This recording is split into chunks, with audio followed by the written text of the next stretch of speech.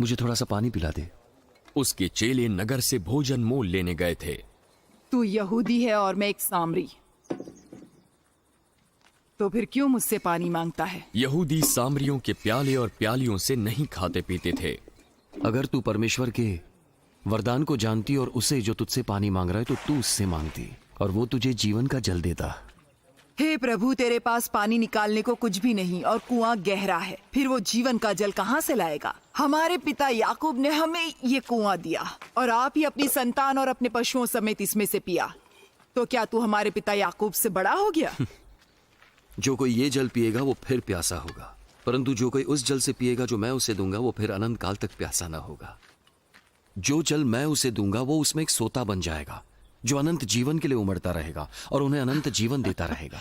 हे प्रभु, वो जल मुझे दे ताकि मैं कभी प्यासी न हूँ और न जल भरने को इतनी दूर तक आऊं। जा अपने पति को यहां बुला कर लिया। मैं बिना पति की हूँ। तू ठीक कहती है, मैं बिना पति के हूं, क्योंकि तू 5 कर चुकी है और जिसके पास तू अब है वो भी तेरा पति नहीं। तूने मुझसे सच सच कहा। मुझे लगता है कि तू भविष्यद्वक्ता है।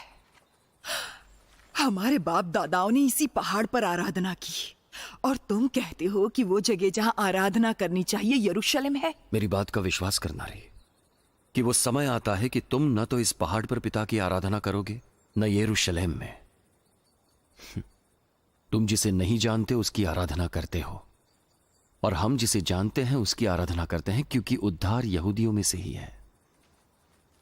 परंतु वो समय आता है, बल्कि आ गया है, जब परमेश्वर की आत्मा के सामर्थ्य से लोग पिता की आराधना करेंगे जैसी सच्ची आराधना वो चाहता है। परमेश्वर आत्मा है और भक्त उसकी आत्मा के सामर्थ्य से उसकी आराधना सच्चाई से कर सकेंगे। मैं जानती हूं कि मसीह आने वाला है और जब वो आएगा तो हमें सब बातें बता देगा। मैं जो तुझसे बोल रहा हूं वही हूं। इतने में उसके चेले आ गए और अचंबा करने लगे कि वो स्त्री से बातें कर रहा है। तो भी किसी ने स्त्री से नहीं पूछा तुझे क्या चाहिए, या मसीह से किस लिए उससे बातें कर रहा है। तब स्त्री अपना घड़ा छोड़कर नगर में चली गई।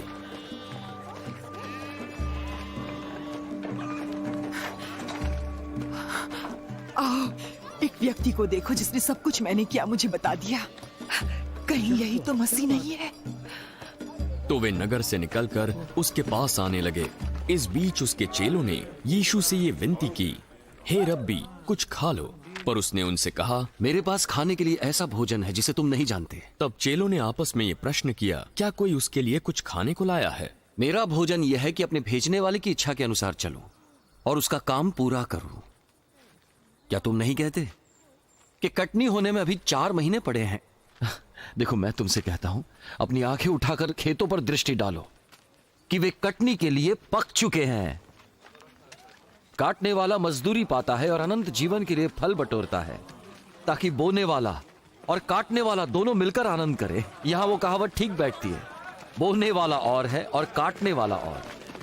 मैंने तुम्हें वो खेत काटने के लिए भेजा है जिसमें तुमने परिश्रम नहीं किया, दूसरों ने परिश्रम किया और तुम उनके परिश्रम के फल में